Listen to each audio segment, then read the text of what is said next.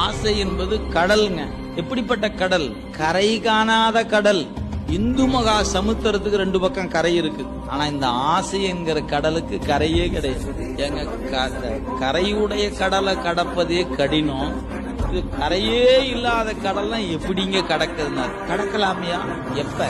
உரை மாண்ட உள் ஒளி உத்தமன் வந்து உள் புகழும் இறைவன் நெஞ்சு கூட்டுக்குள்ள வந்து உட்காரணும். அவர் ஏற்கனவே அங்கதாங்க இருக்கிறாரு. ஆமாயா, அவர் ஏற்கனவே அங்கதான் இருக்கிறாரு. ஆனா இருக்கிற இருப்பை காட்டியா நிக்கிறாரு? காட்டாமல நிக்கிறாரு.